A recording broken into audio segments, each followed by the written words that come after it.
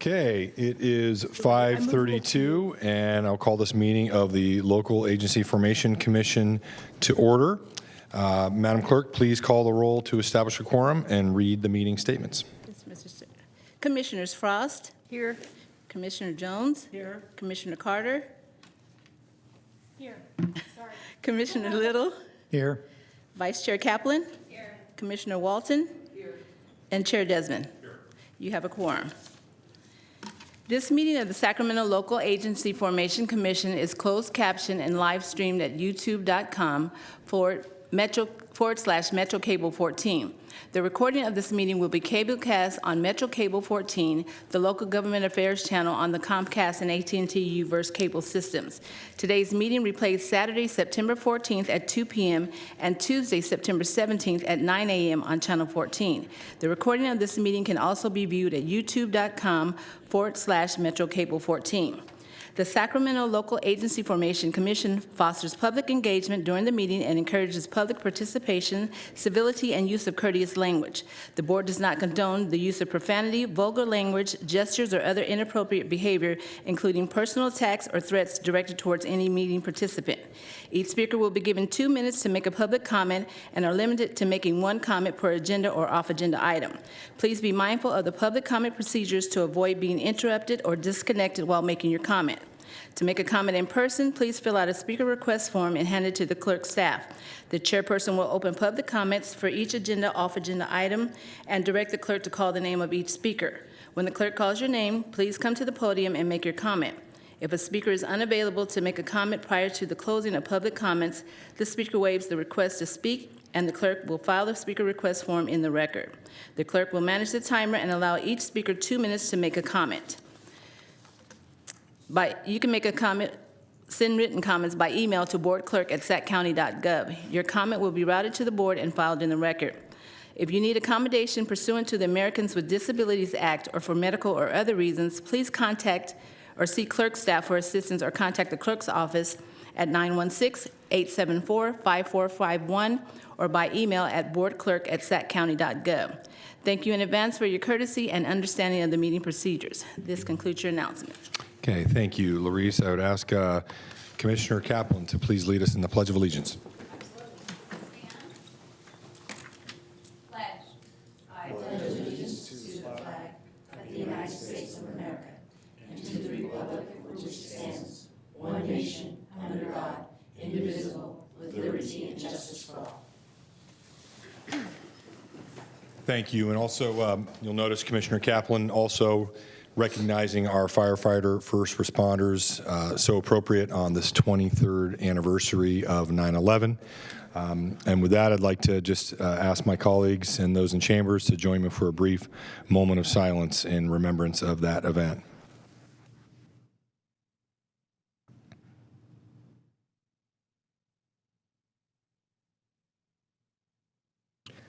Thank you, everybody. Okay, Madam Clerk, please call the first item. First item is public comment. And Off-agenda public comment. Do we have any off-agenda? We do not have any online. Do we have any in person? No, we do not have any in person as well. Okay, then we'll move on to our next item. Our next item is your consent calendar. Approve the consent calendar items 2 through 5. Okay, I'll ask my commissioners if there are any questions or items to pull for discussion. I don't see. Move consent. Second. Okay, we have a motion by Commissioner Frost, second by Commissioner Jones. Any public comment on this item, on the consent items? We do not have any public comment online or in person. Okay, then please vote. You may vote. Your vote is unanimous and the motion passes. Okay, that'll take us to our business items. All right. Item 6 is presentation of Sacramento Local Agency Formation Commission audit summary for fiscal year 2022-23. Mr. Chair and Commissioners, I'm going to turn this over to Spencer Robert Blenda. He is the person who led the team on LAFCO's audit, and he's joining us online.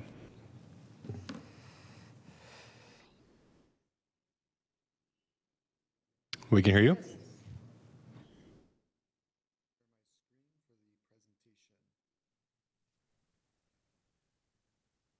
And just to confirm, everybody can see my screen, right? Yes. Perfect. So my name is Spencer Blanda, and I'm one of the staff auditors at James Martin Company, who's going to be presenting the audit results for the audit for the fiscal year ending June 30, 2023. So quick agenda, we'll talk about the communications with those charged with governance. We'll talk about the audit report and then dive in briefly to what happened over the 2023 fiscal year. And then we'll close on the independent auditor's report on internal control and compliance. So communication with those charged with governance is our communication to you as the commission, as us as the auditor. And we wanted to disclose one thing, which is that we had an unmodified opinion, which is the best opinion that us as the auditor can give. Basically, what that means is that the audit report and the financial statements are free from material misstatement and in accordance with all appropriate accounting guidance. And we worked closely with Jose Enriquez and his team, and they were extremely helpful with all the requests. There was no issues with management noted. Everybody was, they provided everything that we asked, so we experienced no issues there. A lot of good help was provided by Jose and his team. And that's what I just mentioned there. No issues noted, no disagreements, which is good. And we received all appropriate representations from management. And essentially with this, there was no significant changes in accounting policies. The biggest estimate on the financials that you'll see is just pertaining to GASB 87 lease with the right of use asset that was set up with the building lease. But other than that, there's no significant other estimates that you'll see in the financials. And so talking about an audit, we do more than just give assurance. We will look at things such as the system, tone at the top, tests of controls, and all of that, which I'll touch on briefly at the end of this PowerPoint slide. And we talked about that there. So we'll dive into the independent auditor's report. So as I mentioned, unmodified opinion, which is the best opinion that we can give, no issues there. Looking at the statement of net positions, total assets went down 78,000 from the prior year. Total liabilities went down 47,000 from the prior year, and net position went down 30K. And essentially the biggest drivers in the change of the net position is just changes in the amortization of that right of use asset, the building lease as it gets used over its life. In statement of activities, total revenues went up 73,000. This saw some favorable market changes with interest income and other things like that. Total expenditures are up 256,000, mainly due to projects that happened in the year. And the rate at which net income changed from the prior year went down 184,000. And this is not how much it actually went down in the year. That was 30K as shown on the last slide. This is just the rate at which it changed. And so we're looking now finally to wrap this up with the internal control and compliance. Internal control is very important as that affects what gets entered into the financials.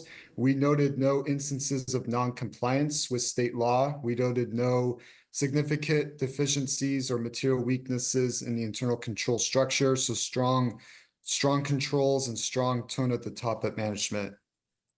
And to conclude my report, I wanted to thank Jose and his team again for all their help. I know an audit can be a multitude of requests, especially on top of everything else that's going on. So I wanted to extend my thanks and gratitude to everybody involved. And with that, I would like to open it up to any questions. Okay, thank you, Spencer. I'll bring it back to the commission. See if there are any questions. Not seeing any.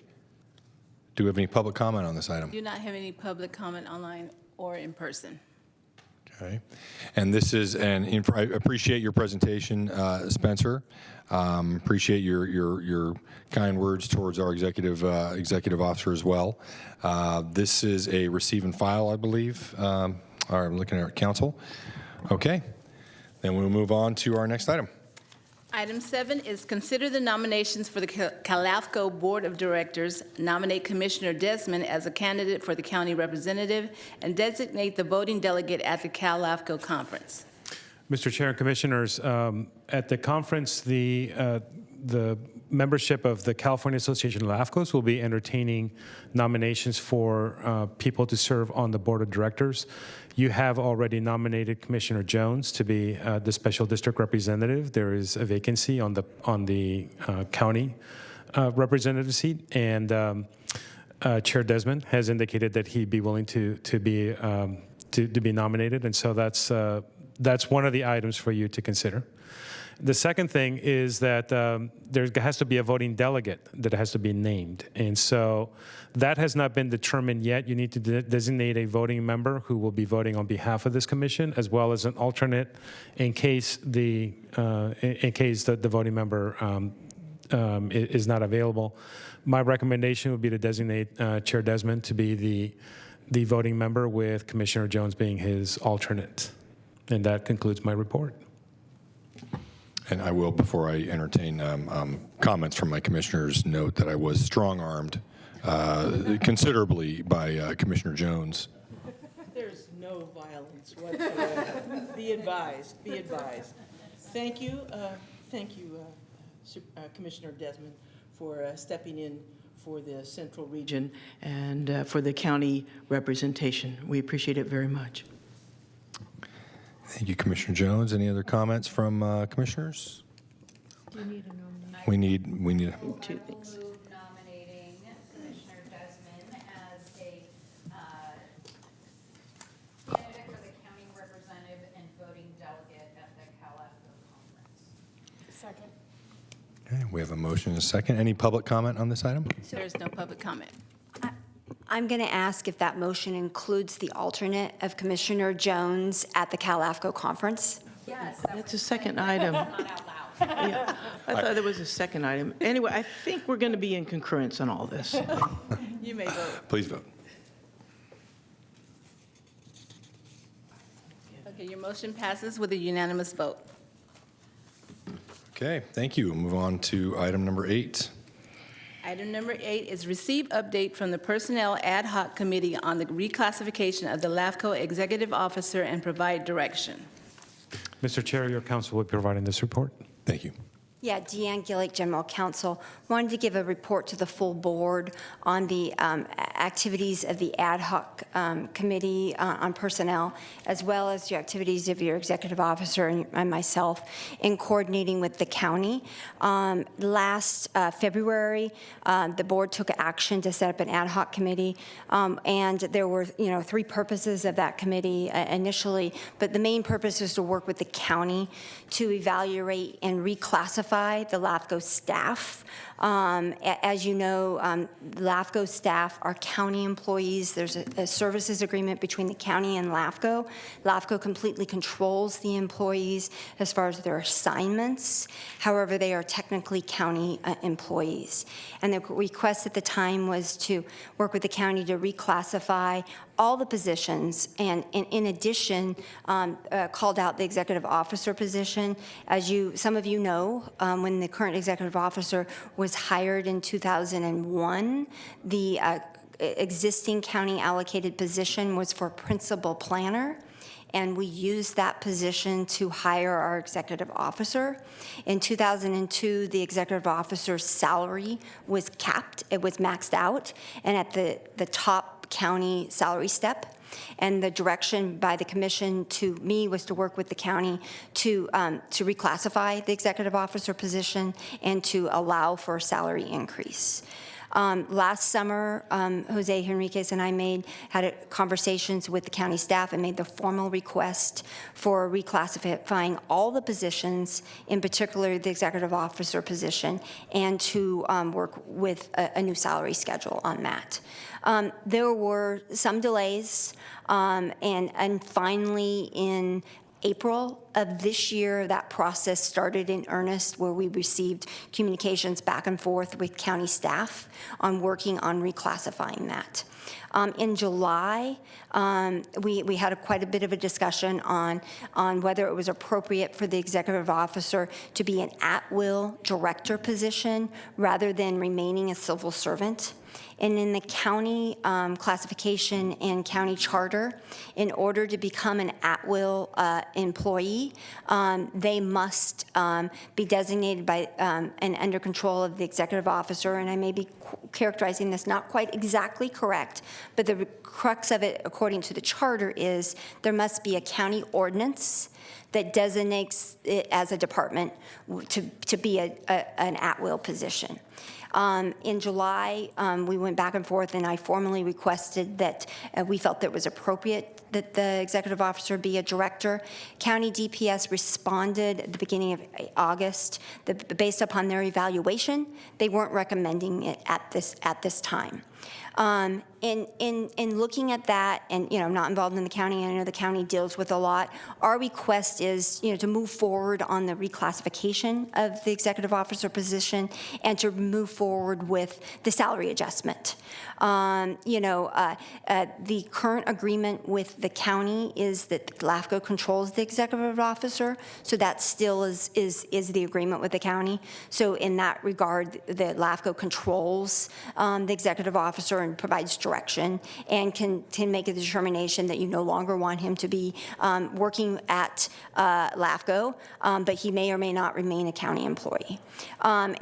And so we wanted to give the commission an update on that.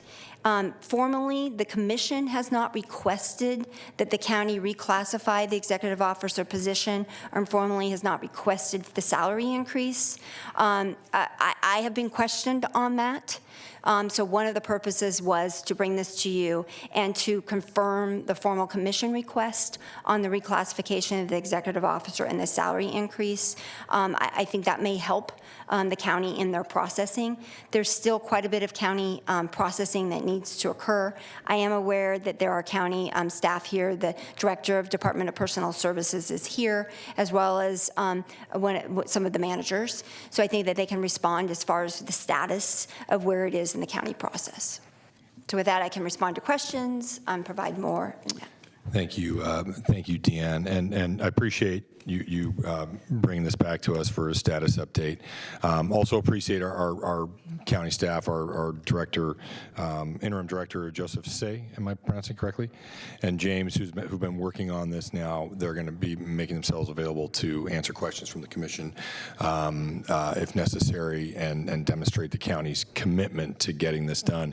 When we had this ad hoc discussion, there were a few issues. One is, I think most importantly, is giving the commission more flexibility in terms of a salary for our executive officer, because I believe, if I'm not mistaken, wasn't it Jose's maybe his second year when he was maxed out, I believe, and so we had no more flexibility. And then the other was a classification that seemed to be more aligned with the role, right? Because principal planners doesn't seem to be consistent with the duties that Jose performs. And the other, I think, recognizing that the classification should be on par with a department head. Now, and one of the reasons being, if that's the case, then that civil service aspect you brought in, that at-will employee, if this commission makes a decision to perhaps part ways with our executive officer, that person does not have civil service protection. But in that regard, just correct me if I'm wrong, if this board made a decision to change our executive officer, excuse me, Jose, I'm not talking about you in particular, that would be the county's problem. Is that correct?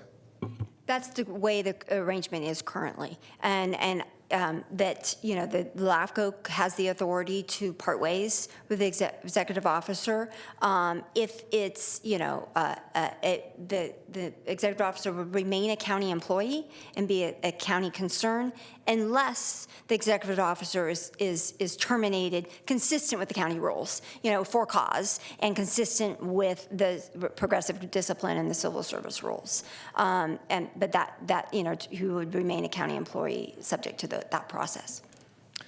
I don't see any commissioners keyed up right now, so maybe if we could hear perhaps from James and Joseph. And James, to tell us a little bit about what you're doing, what your progress is, and a timeline for completion of this reclassification.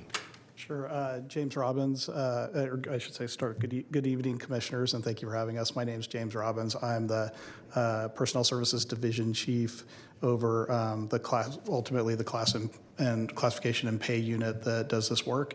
To provide you a little bit of an update and to also help you understand the process. It's a bit of a lengthy process, and there's a lot of work that goes into this effort of a class study. And this being a new class, as an example, it's very different than reviewing and updating an existing class where there might have been some simplistic or industry changes within that space. So although I think Deanne had mentioned that the first communication may have been in April, the county and DPS staff started working on this much earlier. We start by researching other jurisdictions to identify what classifications they have that may be comparable to the duties and functions that we're looking to establish within the class system. And then from there, we kind of work through those pieces and draft class specification, which we did, and I believe that once that was completed, that's when the dialogue started with LAFCO and getting input on that draft classification to see what observations that Jose and Deanne may have had with regard to those functions and duties based on our research and what actually is being performed. And so there was some dialogue back and forth there, and ultimately there was some discussion that came up related to whether this position should be a department head or exempt. And I did want to clarify that DPS isn't recommending it not be exempt or department head, but that's not something that's contemplated as part of the classification study process. When we're looking at a classification study, we're looking within the civil service. Those types of decisions are in my opinion, governance structure decisions that would be outside of the scope of the class study process. So our recommendation will be within that class study process, which is within the civil service. So as far as status right now, we have what I would call a near final draft specification. We've also drafted the Civil Service Commission report. It's currently in management review, so our goal is to hopefully get through that management review, make any final revisions to both the report and the spec this month, and get that to the commission, requesting that they review it, provide any feedback. Usually that starts with the executive director and then is scheduled for the full commission's hearing at the earliest opportunity. We would move forward in that space once the commission, and assuming the commission approves the class specification, the next step would be to send a unit designation notice to all of the unions, and so the unions then have an opportunity to object or request a meeting to discuss. So depending on the outcome of that, that could take additional time in that process. Concurrently, once that class specification has been approved by the commission, Civil Service Commission, DPS also starts to conduct a labor market compensation survey for the class by comparing it to comparable classes within the labor market. So once all of that is done and we've reached some consensus, and depending on how it's designated, if it's designated as a represented position, then we would have to go through some sort of negotiations, labor relations would, with that represented bargaining unit. And then ultimately, whatever the final recommended salary that was agreed upon would then be presented to the Board of Supervisors along with the classification for final approval. So it's a bit of a lengthy process, and I apologize. I can appreciate how it may seem like it's taking a while, but we do have civil service rules. We have a variety of other requirements for which we're bound, and we have to make sure that we properly study these, do the research, because we have to present it before the commission and have to defend and assert our recommendations as well in that space. And happy to answer any questions you may have. I'm sure other commissioners will have a question. I had a question for you first, though, James. Thank you for doing that, but this process is all with regard to a civil service classification, right? Correct. I mean, that's what this is, and that's what's taking a lot of additional steps, going through the talking to the unions, going through the negotiating and all of those additional steps. Why, if the executive officer were designated as a department head, would you be able to bypass a lot of those steps? Yes. So if it's designated as a this would not be done by DPS, obviously not within our authority. But if the decision were made to designate, I think LAFCO as a department and this position as a department head, and it being then classified as exempt. And again, I'm not an attorney, so I'm not as familiar with the charter and the ordinances, but all of the requirements are within those two governing documents. Then if it is removed from civil service, then the process is different, and it doesn't have to go through the Civil Service Commission. And what are the downsides to doing that? I'm not really prepared to speak to that because that really is more of a governance structure issue. So that's not something that's contemplated in the class study process. So I apologize, but I'm not. Okay. Well, and I appreciate it. Again, I've already said, as part of the ad hoc committee, number one objective is to have more flexibility to provide a more competitive salary. But these questions about the process, it just seems to me that it could be easier if we did it a different way. But Commissioner Jones. Yes. Thank you, Commissioner Desmond. I have that same type of concern that if you have put the, not you, sorry, Mr. Robbins, just this process seems like it is a designated universe within existing classifications. And that has smaller parameters than the goal of what this commission has discussed. So I'm looking at what if, you said you weren't prepared to discuss it if it was outside the civil service, but I think that's the whole point. I think that's the whole point of this, and a bit of frustration because over many, many years, this has come up that the designation for our executive officer is principal planner. And for 20 years, I've been scratching my head. This isn't a planner's job. Respect to all planners, for sure. But this is not a senior planning job. This is an executive functioning level of directing a commission. And I feel a little bit, the old-fashioned word is hogtied, if the only way we can maneuver is within this Rubik cube of Planning Commission and Civil Service Commission. And correct me if I'm wrong, but our whole concern is to step it out. And that coincides, sorry, I haven't done my homework on this. So, that coincides with the LAFCO law, that LAFCOs are supposed to be independent of the county. And so that is a governance concern that we have. And the other one is, okay, wait, I just lost my train of thought, sorry. Small parameters for designation of planner, executive planner. When the last several cycles, when we have gone through a selection process for executive officer, we have a lot of folks in the LAFCO world, which is a very nerdy type of world, that a lot of folks didn't even apply because the title was principal planner. And this is it's a very, very different animal. So historically, it's been told, oh, well, that was just the most expedient way to do it. We had city employees as well as county employees under that nexus. It was a quick way to get this done. We need to do it right this time.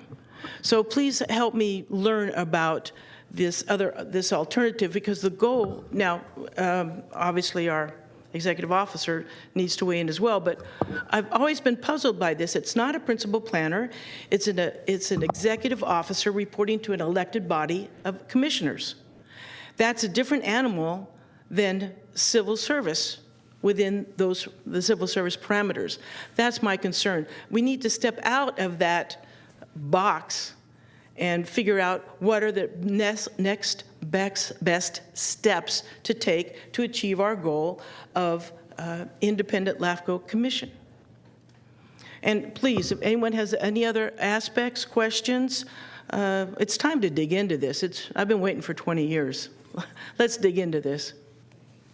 So I can speak to your comments on the principal planner classification and help at least you understand in this process what DPS is looking at. And within this process and in this draft class specification we have, as I mentioned, as part of the process, we research classifications or what we believe are comparable classifications in other jurisdictions. And so at this point, at least with regard to the draft class specification, retitling as part of that as a LAFCO executive officer, which is reasonably consistent with what our research has found. I would say mostly consistent with our research. There are some variants, but within our research, most LAFCOs have a LAFCO executive officer or something very similar.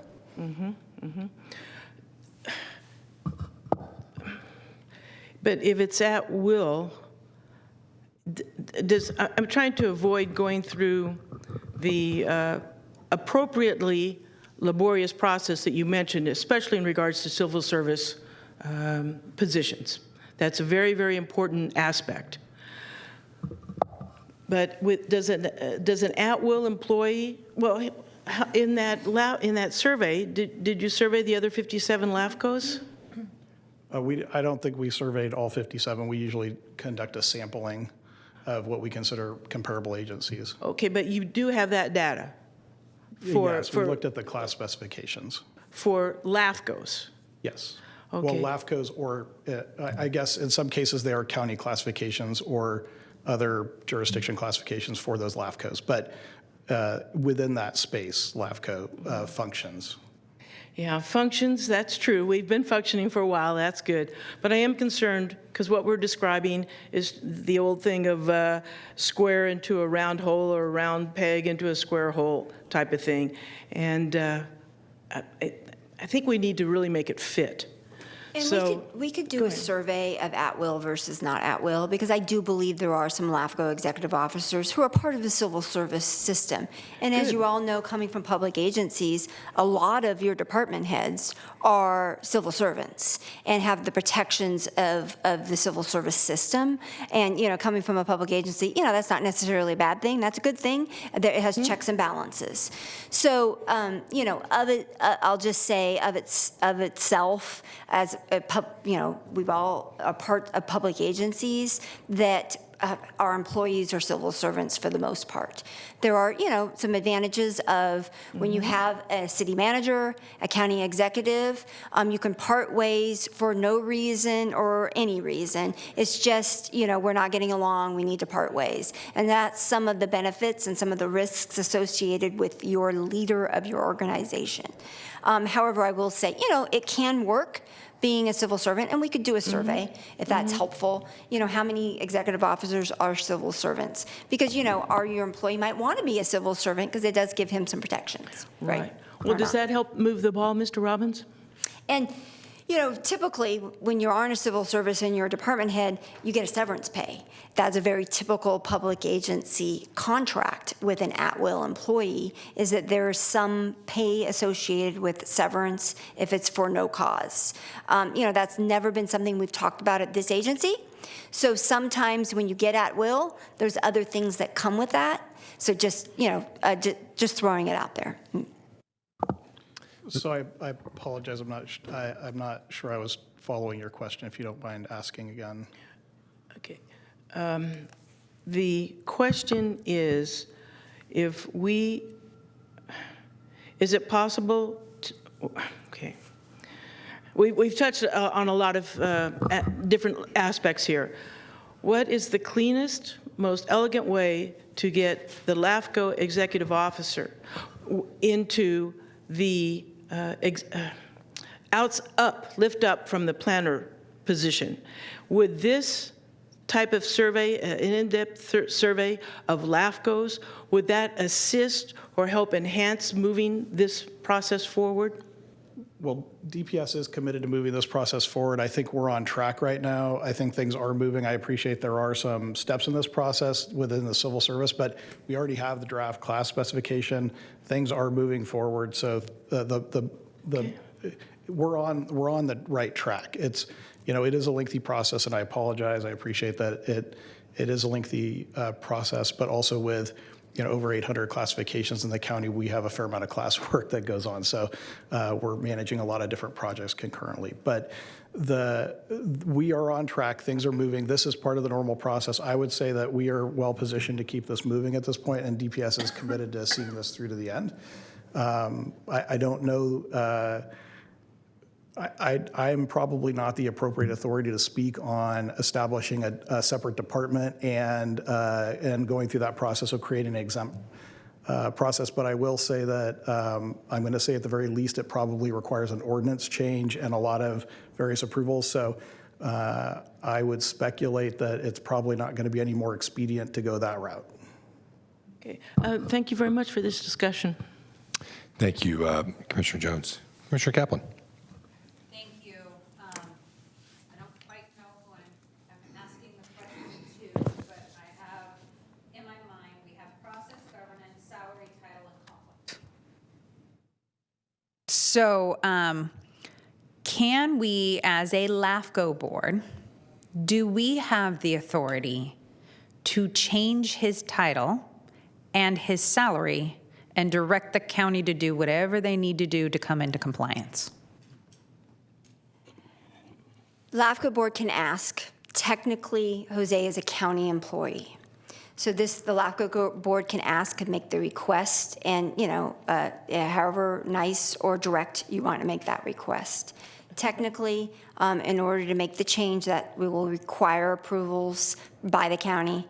And, currently there's an agreement between the county and LAFCO, so that would also be one of the pieces that would have to be changed. So I think part of it is also looking at least two of my colleagues on the County Board of Supervisors. Is this something that you are interested in carrying and expediting? Because I hear your process, but the government process is slow. This is already delayed, and it's too slow. And what I'm hearing is we're going to be discussing this 2 years from now. And so I'm trying to figure out, when I talk about process, I'm not hearing clearly what's an expedited process, because I'm new, but I read the memo and I read all of this, and this has taken way too long in lack of follow through and expedition, especially since there have also been mistakes in his classification and his hiring with other things, which for me, Jose does really good work, but we're basically telling somebody we don't care about you in your long term when we're taking this long to do something. So why should you continue to work harder? I know that's not you, but I also know when things go on, that's how people feel. It's honest. And so then it goes to, where do we, on the governance structure, what authority do we have, which then goes back to kind of like my first question, how do we want the governance structure of LAFCO to work within the county? And is it better, as we're reclassifying, is department head the right classification, or in governance, is there a different classification that may align more so where we want to go as LAFCO? And then, Gay, you mentioned something about where LAFCOs are supposed to be independent, but we're under the county, and then does that comes into I wrote down conflict, and I don't quite understand if the county is saying what we can or can't do, and we're supposed to be independent, that's a conflict. Mm-hmm. So a little bit of background on that. About, I don't know, 20 years ago, I'm older than that, more years ago than that. Statutorily, LAFCOs became completely independent. Prior to that, they were part of the county system, okay? About a third of, am I right? About a third of the LAFCOs are completely independent, hire their own staff, and are not associated with, other entities. And about a third contract with the county, and they're really kind of still part of the county. And then about a third are the hybrid. Technically, but this LAFCO is separate from the county. What we do for what was set up initially, kind of an economies of scale, that to allow the county to continue to support LAFCO. They do that in, they're your bank, they write your checks, they help with IT, and their personnel. So your employees are county employees. That was initially established as an economy of scales and support. And that relationship, has worked and can work. We are experiencing some of the hiccups when it isn't working quite as well as we'd hoped. But I'll say it can be very successful, and the fact that we have that relationship isn't in and of itself a conflict. It becomes a conflict only if we can't function because of it. Well, I think then this is the perfect example of where I go back to governance and where statutes set things up. And then is it time for us to then go back and look at where do we need to clarify with the county on governance and process, especially as it relates to salary and classification, because what if this happens 20 years from now? You know, and we haven't written or created an agreement with the county of who does what when and where's the process, because this study and reclassification, believe me, I've done this for 20 years on numerous agencies. I know it takes a while, but this is on the long end of things. And then, no offense, I read the salary range, but I just double checked it online, and some of those numbers are wrong for LAFCO. And their executive directors, because it's a problem for me. Even with the survey they did, we're a larger S county, but still 12%. He's underpaid like the median. And I know YOLO actually gave theirs a significant raise that makes a lot more. And so it's one, how do we treat you as an employee? But two, how do we protect LAFCO in the future and future boards from having these conversations and having a clear process of what does it mean and how do we work with the county and what's the appropriate title? I don't have the answers, but these are, as I'm listening to all of you, things I see that, you know, how do we clarify and dig in, but how do we expedite in answering your question and getting you the salary and title you deserve? Supervisor or Commissioner Frost. So to answer your question about the county, I don't think anything happens really fast at the county. And I know there's a lot going on at the county, so appreciate your explanation regarding the challenges on your end.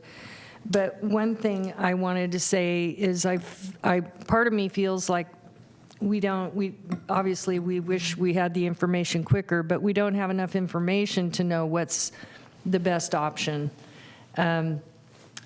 Because, you know, civil service provides advantages, it provides efficiencies and cost savings and, you know, personnel oversight that then if we go, you know, exempt, we have to do all that, and we have added costs associated with a contract and complications there with negotiations. So I feel like you're close, and you can see we're excited about getting an answer on, or, you know, moving it forward, because this has been going on for a long time. I've been on LAFCO, and I remember past executive directors.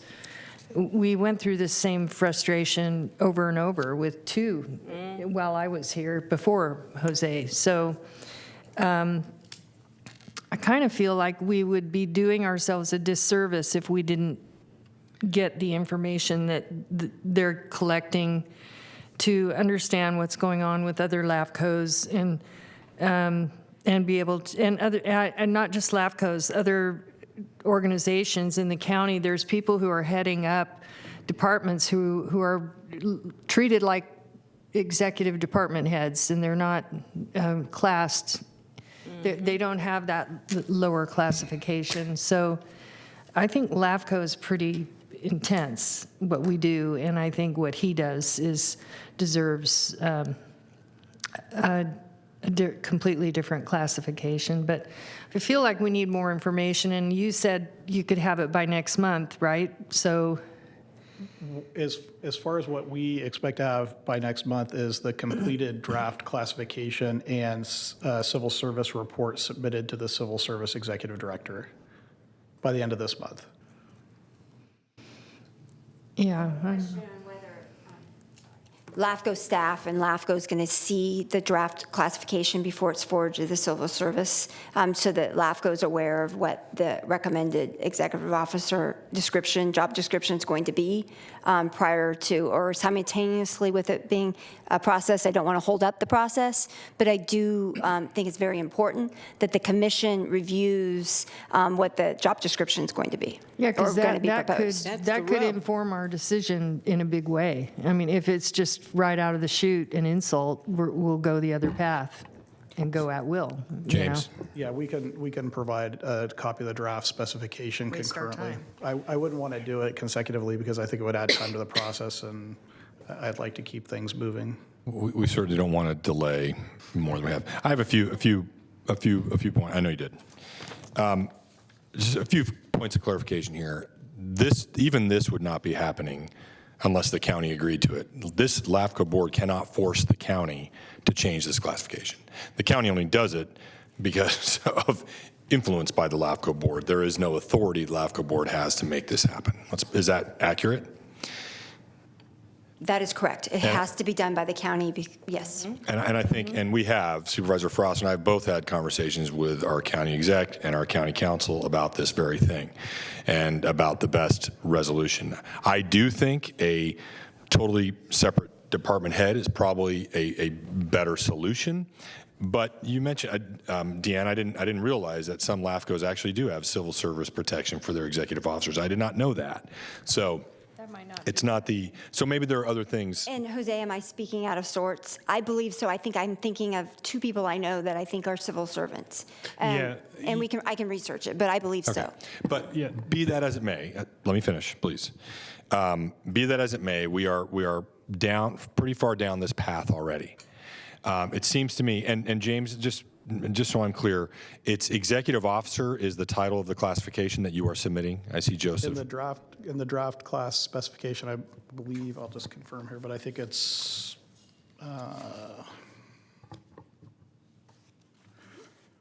LAFCO executive officer. Okay, which is certainly better than principal planner or executive Yes, it planner is. or something Yes, else. sir. So that's good.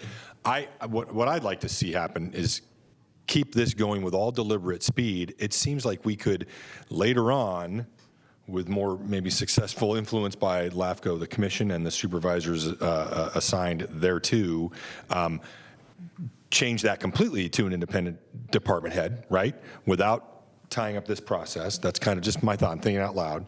And I think in terms of when you get to the salary survey, what really concerns me is how you talked about the whole process, how you're going to have to go back to the bargaining units and discuss this, and then do the salary survey. That's going to slow things down. What is your estimate on how long is all of that going to take before this could become effective? So it's difficult to say. It varies. Sometimes it goes very quickly.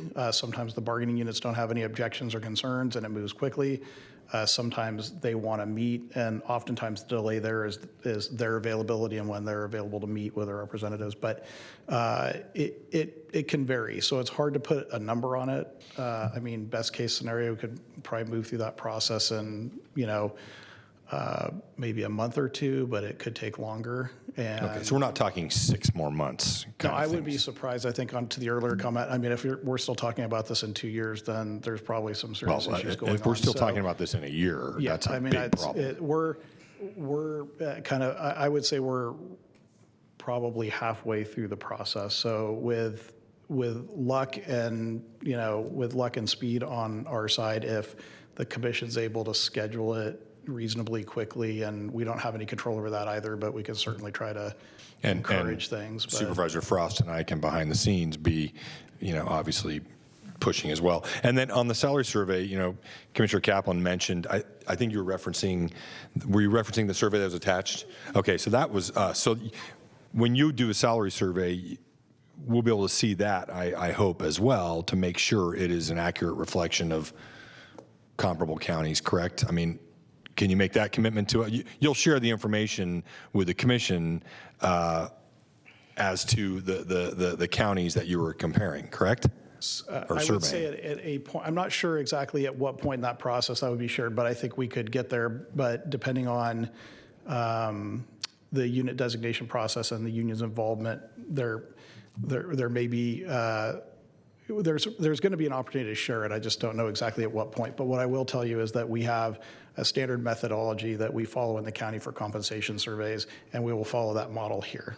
Okay, well, and you've already heard from one commissioner that at least, you'll be getting updated salary survey because even the one we have attached is outdated as of today, I think. Yeah, and this is not a county salary survey, so this is not Right. within our methodology. No, So I we will understand that as well. Yeah, we'll be conducting our own survey within the methodology the county uses for all classes. I mean, I think the only way really I mean, we're going through this right now with Sac Sewer, right? It's divorcing from Sacramento County, and a lot of these same situations or discussions coming up.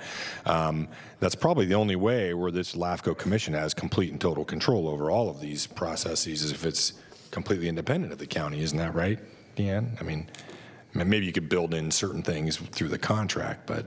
Yeah, that's correct. And, some LAFCOs are. They employ their own staff, and they're completely independent. So that's maybe a discussion this commission wants to have on a more longer-term basis. So, okay, Commissioner Frost. I was just going to say, yeah, you have complete control, but you also have, all the bargaining units and, then attorneys to bargain, and there's cost associated with what the benefit. We have to understand the cost benefit before we know the best path. Commissioner Jones. Thank you. I'd like to thank our county commissioners, Mr. Robbins and associated staff for starting this discussion and for all this behind-the-scenes work that you've been doing. I truly appreciate that because we need to get off the dime, and that's, I appreciate these efforts. A month, yeah, I can live with a month. I would caution that please, when you do the salary survey, look for LAFCO executive officers. There are 58 in the state, so that's plenty, and that could be 100%. So please, what I've seen before are principal planner salary comparisons. That's not going to serve any of us in this room. So please focus on LAFCO. Personally, I would greatly appreciate it, and I think it would help us all move forward fairly quickly. Again, thank you. Thank you for all your efforts and your leadership. Thank you. Thank you. Jose. Mr. Chair, as you can imagine, it's kind of awkward for me to chime in on anything. Given the concern that the process is moving along, and given the concern that the commission would like to see what's been drafted in order to, review what's being proposed, and Mr. Robbins' concern about slowing the process, a suggestion that I would have for you to consider is you empower your ad hoc committee composed of Commissioner Jones and Walton, as well as Chair Desmond and council, to be the reviewers, so that way it doesn't have to be the full commission. Oh, good point. And then for the rest of the commissioners who are not on the ad hoc committee, essentially provide input to the ad hoc as to what it would like to see in that designation. So that way they're able to review the information and provide feedback to Mr. Robbins' group in a timely manner. And so you have the opportunity to review and provide input, and it doesn't slow down their process significantly. Yeah, that's a great suggestion. Does that make sense? Yeah, we don't want to be hamstrung by the So if timing I of the meetings of the commission. correctly, share it out concurrently with the Civil Service Commission. Is that okay? Okay, it looks like, did you have another comment? You're still teed up here.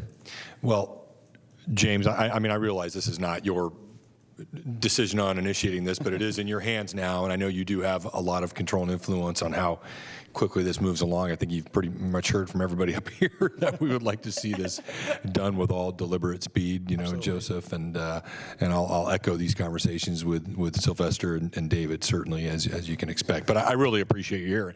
And see, James, we were trying to figure out a way to make this easier for you. We It's a really department are, head, cross our heart. Absolutely appreciate that. Thank you. Thank you all. Which honestly, that's the one part is if I'm hearing, Commissioner Frost, we've had these discussions before, maybe if we, or the ad hoc thinks about what is kind of potential process, rules, procedures, or the LAFCO handbook of a process of how we should initiate and make it clear so that it, when all of us are gone and newbies are in our place, that there's at least a process that has been created. That's a great idea, too. I mean, I think we don't want to delay this process, what's happening right now, right? We want to have this. But, hey, I don't know, come back at some point. You'll be chair next year. Come back at some point to discuss some other elements we can maybe weave into a new contract with the county to avoid this kind of thing in the future, right? Is that kind of what you're So thinking? one of the things that will be coming, if the job classification changes, then that means the county and the LAFCO services agreement will need to be updated, because right now it says principal planner. So that is one of the pieces that will be updated. So that is going to be an opportunity where your agreement with the county, it will be before you. So just, foreshadowing some of the steps that need to take place. So do we have any public comment on this? Mr. Chair, we do not have any public comment. Okay. Do we need a formal action on this item? That is at your discretion. Well, I'll look to my commissioners if you. I think the discussion has been very helpful, and I think county staff, has heard the commission and the commission's concerns and deliberations and made some commitments to you. So, it can be left at that, or if there was any need to take a formal motion, that's at your discretion. Is it helpful? A question to Mr. Robbins, yes. Is it helpful if we do a vote on continuing this process in the hopes of a successful resolution for all parties? We could ask his boss, too. sitting right behind him. I would say that we already are committed to seeing this through and moving it as quickly as we can. I don't know that a formal action would have any impact on that. Okay. Awesome. Okay. Well, thank you. Thank you for the discussion from the commissioners as well. Yeah. Thank you, James and Joseph, for staying late. I'd offer you a pizza in the back, but it might be gone. So. Okay. Okay, Madam Clerk. All right, Mr. Chair, the next item are your questions and announcements from Executive Officer, Commission Council, Commission Chair, and Commissioners. Mr. Chair, I'll do my best, Desiree, stand in or fill in.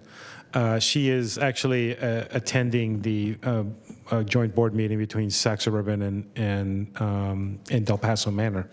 They have a joint board meeting tonight, so that's where she's at. Condolence card?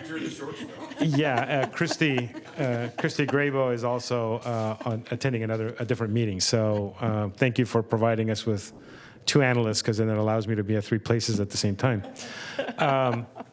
So the Astra sheet is pretty vanilla in terms of the workload that we currently are having. We did draft and circulate the RFP for the MSR for Florin County Water District, consistent with your action last month. So that's out there. We already fielded a couple questions, so hopefully we'll generate enough interest from qualified consultants who can then, at that point, start the MSR process. The MSR process, I will have to say, though, is contingent upon Florin being able to complete certain actions per the direction from the grand jury. They're doing some. They haven't quite made enough progress on others, but it's getting there. And in addition, just looking ahead, and it's on your Astro sheet, we have 3 contract for services for parcels that are outside of Sac Sewer, looking to connect at their individual homeowners. They're looking to connect to Sac Sewer as an out-of-agency service agreement, and that'll be in the next month, provided they pay the deposit. They haven't paid yet, so that's kind of in the hopper. And obviously, in November, you should also be expecting a status report from Del Paso Manor on the action taken in May. As part of your packet, you also saw a letter of support for SB 1209 that was sent to the governor on your behalf. That is for LAFCO, basically authorizing under the law that LAFCO can enter into indemnification agreements with applicants. And we're encouraging the governor to sign it. The law that was passed by the legislature is substantially similar to the one that you reviewed back in, gosh, I don't know, February. So I felt pretty confident that it was still consistent with your direction to send that letter on your behalf. Otherwise, I don't have anything else. Thank you. Okay, thank you. Next is comments from commissioners. Don't see anybody keyed up. Okay, then we will adjourn to closed session. We have 2 items. Will we need to reconvene as a commission or just me to report back? Yeah, we will be meeting on the items as they appear on the agenda. There's no reportable action anticipated. Okay. Okay, so we are adjourned to closed session. Yes, closed session will be in hearing room 2.